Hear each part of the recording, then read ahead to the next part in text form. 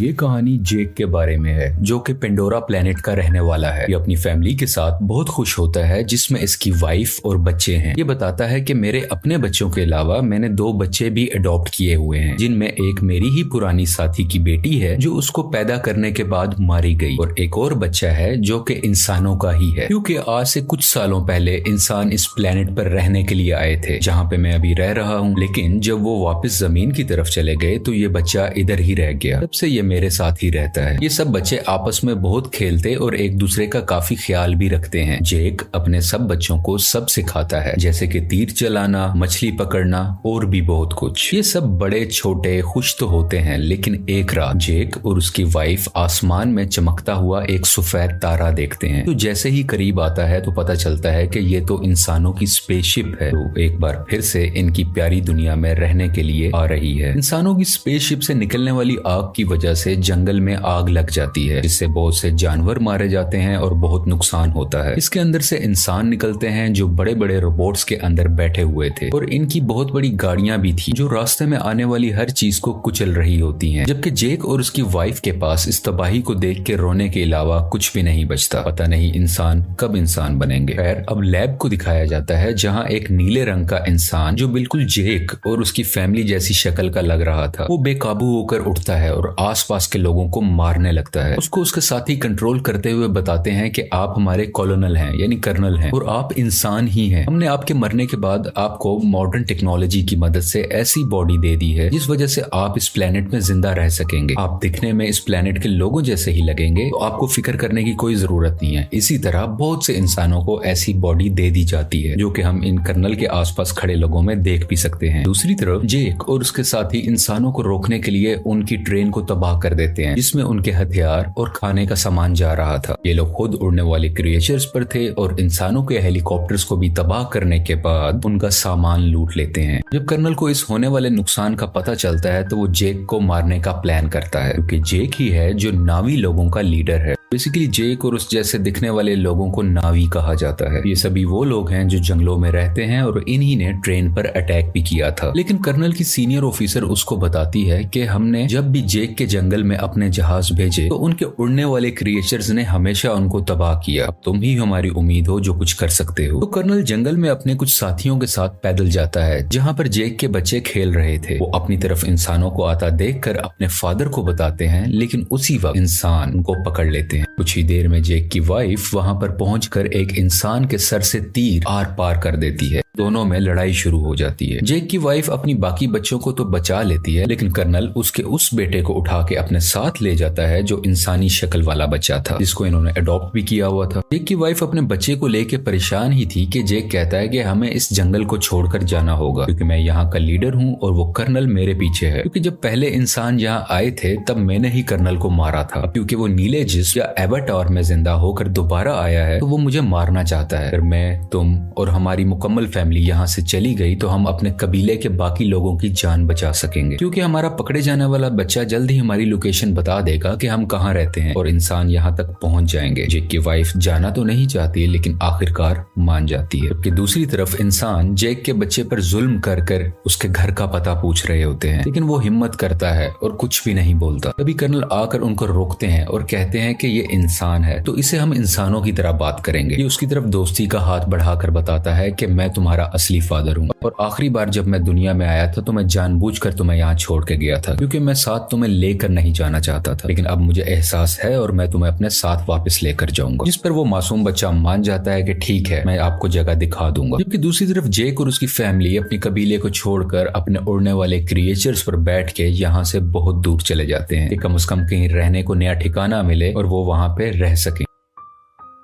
ये लोग पानी के पास रहने वाले नाविस के पास पहुंचते हैं। यहाँ पर रहने वाले लोग हैं तो इसी प्लेनेट के, लेकिन दिखने में सब्ज रंग के होते हैं। ये पानी वाले नावी शुरू में इनका मजाक बनाते हैं, जैसे कि वो कहते हैं कि इनकी दुम पतली है, इनके बाजू पतले हैं और भी बहुत कुछ। तभी पानी वाले लोगों का लीडर आता है और कहता है कि तुम जंगल के रहने वाले हो, तुम्हारी यहाँ पानी के पास कोई जरूरत नहीं है, तुम्हें कुछ नहीं आता कि पानी में कैसे सरवाइव करना है। लेकिन जेक जवाब में कहता है कि हम बहुत जल्द ही सब कुछ सीख जाएंगे और मेरी फैमिली के लिए मुझे आप लोग लोगों की जरूरत है ताकि वो यहाँ पर सही सलामत जिंदा रह सकें। ये देख के पानी का नावी लीडर मान जाता है और उनको रहने की इजाजत भी दे देता है। अगले दिन जेक के बच्चों को वहाँ के रहने वाले बच्चे घुमा रहे होते हैं, जबकि जेक का बेटा अपने बालों वाली चुटिया वहाँ के एक क्रिएचर से जोड़ता है तो वो बहुत तेजी से पानी के अंदर तैरता है, जिस वजह से गिर जाता है और वहाँ के सब लोग हंसने लगते हैं। अगले दिन वहाँ के कुछ बच्चे जेक की बेटी को पागल कह रहे होते हैं। इसके अलावा उससे बदतमीजी भी करते हैं, उसको काफी तंग कर रहे होते हैं। तभी वहाँ जेक के बाकी बच्चे भी आ जाते हैं और उस तंग करने वाले बच्चे को मारने लगते हैं। तुमने हमारी बहन को ऐसा क्यों कहा? जब जेक को ये सब पता चलता है तो वो अपने ही बेटे को डांटने लगता है कि तुमने उसे क्यों मारा, वो यहाँ के लीडर का बेटा है, जाओ तुम उससे माफी मांगो। वो जब जाकर माफी मांगता है तो लीडर का बेटा अभी भी गुस्से में था और वो उसको धोखा देना चाहता था, बदला लेना चाहता था। कहता है कि चलो तुम्हें एक अच्छी जगह पर लेके जाता हूँ। वो उसे गहरे पानी में ले जाता है जहाँ पर एक खतरनाक मॉन्स्टर रहता था। वो उसको वहाँ पर जाकर अकेला छोड़ देता है और खुद वहाँ से वापस आ जाता है। कुछ ही देर में पानी के अंदर से तेज मॉन्स्टर आकर उस पर अटैक कर देता है, जिस वजह से वो डूबने लगता है और लगातार मॉन्स्टर उस पर अटैक कर कर उसको खाने की कोशिश कर रहा होता है। दोनों आमने सामने होते हैं। तभी वहाँ सबसे बड़ा मॉन्स्टर आ जाता है जो छोटे मॉन्स्टर को अपने मुंह में डाल के पत्थर पर जोर का मारता है और उसको वहीं मार डालता है। इतनी ही देर में जेक का बेटा पानी में मजीद सांस नहीं ले पाता और डूब जाता है। जैसे ही उसकी आंख खुलती है तो वो देखता है कि सबसे बड़े पानी के मॉन्स्टर ने उसकी जान बचाई है और वो उसके ऊपर लेटा हुआ है। ये लड़का देखता है कि वो मॉन्स्टर बेचारा काफी जख्मी भी है, तो ये उसके जिस्म से कुछ लगे हुए हथियार निकाल कर उसको सुकून देता है, जिससे इन दोनों की दोस्ती हो जाती है और वो मॉन्स्टर इस लड़के को उसके घर वालों के पास छोड़ के आता है। जब सब्ज कबीले वाले नावी लीडर को ये पता चलता है कि उसके अपने बेटे ने ही जानबूझ के हमारे मेहमान को मॉन्स्टर के पास मरने के लिए छोड़ा, तो वो उसको सजा देने लगता है। लेकिन जेक का बेटा कहता है कि आपके बेटे की कोई गलती नहीं है, ये मेरा आइडिया था गहरे पानी में जाने का, मैंने ही कहा था कि हम वहां चलते हैं। इसे देख के लीडर के बेटे को शर्मिंदगी होती है कि इसने मुझे बचा लिया ना, कि मैंने गलत किया था, मैं तो उसको मारना चाहता था। इसी चीज को देखते हुए वो अब दिल से इनका अच्छा दोस्त बन जाता है। जेक का वही बेटा सबको बताता है कि बड़े मॉन्स्टर ने मेरी जान बचाई, पर सब दोस्त उसका मजाक बनाने लगते हैं और कोई भी उसका यकीन नहीं करता। अगले दिन ये दोबारा उसी बड़े मॉन्स्टर के पास जाता है और जाके बहुत ज्यादा एंजॉय करता है। वो दोनों आपस में बहुत खेलते हैं, जबकि कर्नल जेक की तलाश में अब तक फिर रहा था। तभी उसको इन्फॉर्मेशन मिलती है कि जेक अपनी फैमिली के साथ कहां कहां जा सकता है, लेकिन अभी भी एग्जैक्ट इन्फॉर्मेशन नहीं थी, इसलिए मजीद ढूंढना पड़ रहा था। कर्नल ने वहां के उड़ने वाले कुछ क्रिएचर्स पर अपना कंट्रोल भी कर लिया था, जैसे कि वहां के रहने वाले लोकल नावी लोग उन क्रिएचर्स को इस्तेमाल किया करते थे। तब इंसान जेक को ढूंढने के लिए निकल पड़ते हैं और एक जजीरे यानी आइलैंड पर पहुंचते हैं, जहां के लोग कहते हैं कि हमने कभी नहीं देखा जिसकी तस्वीर तुम हमें दिखा रहे हो। कर्नल को इन सब की बातें झूठ लग रही होती हैं, तो वो इन लोगों के एक क्रिएचर को मरवा डालता है। कर्नल का बेटा उसे समझाता है कि ये लोग कुछ नहीं जानते, ये सिर्फ मछलियां पकड़ते हैं, इन्हें छोड़ दो, ये कुछ नहीं जानते। तो कर्नल भी अपने बच्चे की बात मान लेता है, लेकिन जालिम इंसान फिर भी जाते हुए वहां आग लगवाकर उनके रहने की जगह को जलवा देता है। इस तरह और भी जगहों पर जाकर बहुत से मासूम नावी लोगों को मारने लगता है। सबसे बहुत कुछ पूछता है, लेकिन इस वक्त तक उसको जेक का पता नहीं चलता कि वो कहां पर गया।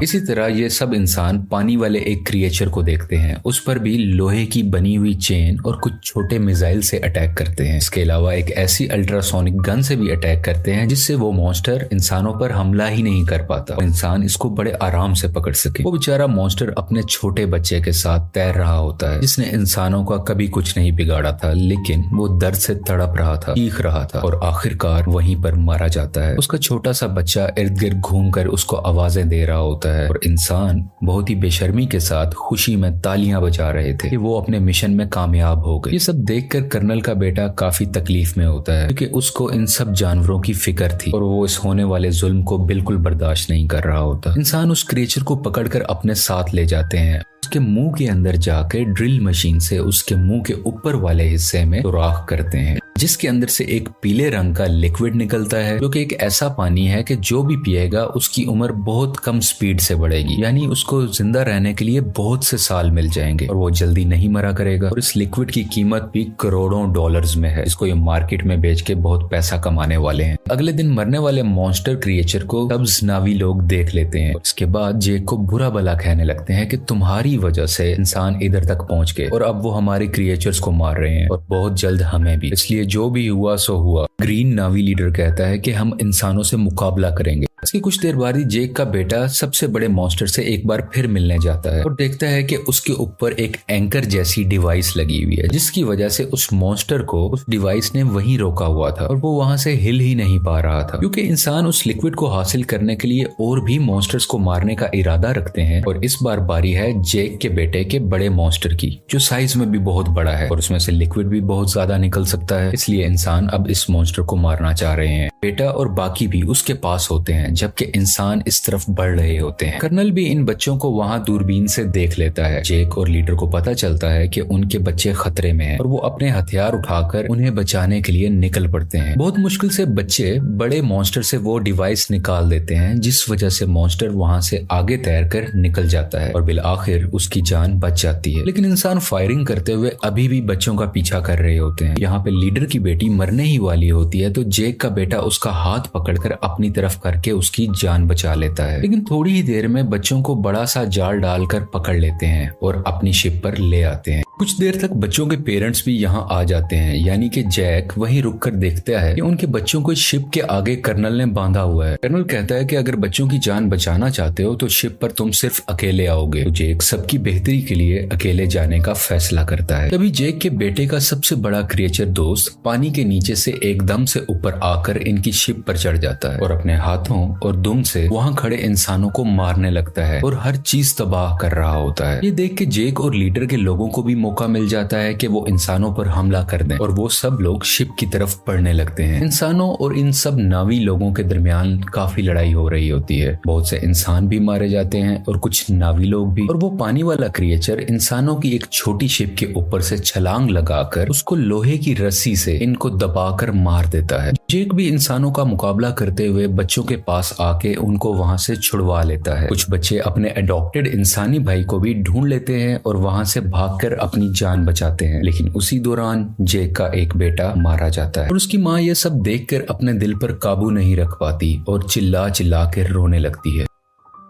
जेक के दो बच्चे फिर से कर्नल ने पकड़ लिए होते हैं और वो लोग इंतजार कर रहे होते हैं कि जेक इनको बचाने आएगा और इसी मौके को देखते हुए हम उसे मार डालेंगे। जेक वहां बड़ी खामोशी से आकर धमाका करता है, जिससे हर तरफ आग ही आग हो जाती है। बहुत से इंसान भी मारे जाते हैं। उसकी वाइफ भी बहुत से इंसानों को अपने तीर से हमेशा के लिए खत्म कर देती है और एक इंसान को गुस्से वाली आंखें दिखाते हुए मार डालती है, क्योंकि अभी अभी उसने अपना बेटा खोया था। उसकी आंखों में दर्द था। मौका देखते हुए कर्नल जेक की बेटी की गर्दन पर चाकू रख के उन सबको हथियार डालने का कहता है। लेकिन उसी दौरान जेक की वाइफ वहां आकर कर्नल के ही बेटे की गर्दन पर चाकू रख देती है, जिसको देखते हुए कर्नल को उसकी बेटी को छोड़ना पड़ जाता है। अब फाइनली कर्नल और जेक की आपस में हैंड टू हैंड लड़ाई होती है। इसमें बहुत मुश्किलों के बाद जेक कर्नल का गला अपने हाथों में दबाकर उसे मार देता है और आखिरकार ये जालिम कर्नल पानी में डूबने लगता है। लेकिन कर्नल का बेटा उसे डूबने से बचाकर पानी के ऊपर ले आता है, क्योंकि कर्नल ने उसकी जान जो बचाई थी जब जेक की वाइफ ने उस पर चाकू रखा हुआ था। जब कर्नल कहता है कि बेटा मेरे साथ आओ, तो वो उस पर गुस्सा कर अपनी फैमिली के पास चला जाता है, यानी कि जेक के पास। और इसको देखकर जेक की फैमिली भी बहुत खुश होती है और उसको पहले की तरह ही प्यार करती है। आखिर में जेक अपने मरने वाले बेटे को पानी के अंदर दफना देता है और उस वक्त उसको सब पुराना याद आ रहा था कि मेरा बेटा जो आज मरा है उसको मैंने कैसे अपने हाथों में उठाया था जब वो पैदा हुआ था, और आज अपने ही हाथों से दफन भी कर रहा हूँ। और इस फिल्म की कहानी यहीं पर खत्म हो जाती है।